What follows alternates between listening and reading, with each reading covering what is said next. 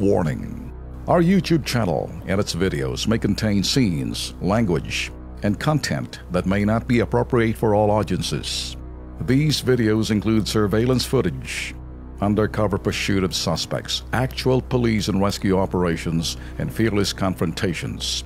If you do not approve of the content, please do not watch our videos.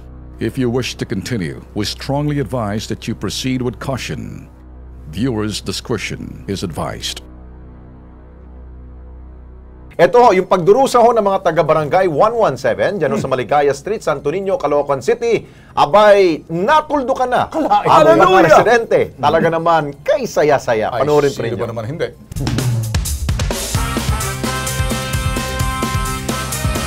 Kakaiba tong opisina ho ng isa pong non-government organization. Lunes at 3 ng Hulyo, ng kasulukuyang taon, ipinalabas sa Kilos Pronto ang hinaing ng mga taga-barangay 117, Maligaya Street, Santo Niño, Caloocan City.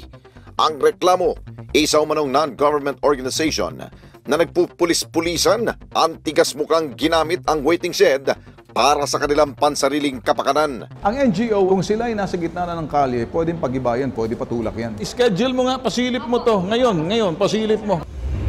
Kaya agad itong sinilip ng Kilos Pronto at nakumpirma na positibo ang kanilang sumbong.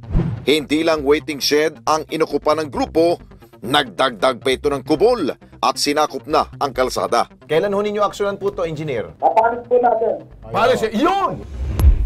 Kaya naman pinuntahan agad ng Kilos Pronto ang pamalang lokal na Caloocan at sa paumuno ni Engineer J. Bernardo, agad nagkasa ng isang clearing operation. So ngayong araw pong to ay sisiguraduhin namin na tatanggalin po namin yung waiting shed na inireklamo. At pagdating sa target area ay hindi na nagpatumpik-tumpik pa. Agad inalis at sinira ang tolda at iba pang gamit na nakahambalang sa daanan. Ang Kilos Prontong aksyon na ito ay kinagalak ng mga residente ng Barangay 117, Maligaya, Caloocan City.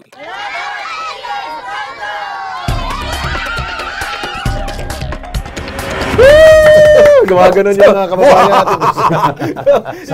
Sabi naman bata, salamat Kilos Pronto. Hindi, pasalamatan natin dapat yan. Si Mayor Malapitan. Mayor. Tsaka yung kanyang kausap natin, yung administrator. Yes. Napakabilis. Nakita mo ba, Thank you, sir, si Mayor ng Caloocan, Valenzuela, yun. ang bibilis nila, gatsyal yan. Di ba? Sino pa yung mga isang mayor? Puro mga Kamanaba area. Talagang Hindi pa magagaling. nagpapakitang gilas yung mga nandito. Wala pa. Sa South at sa QC. Ha?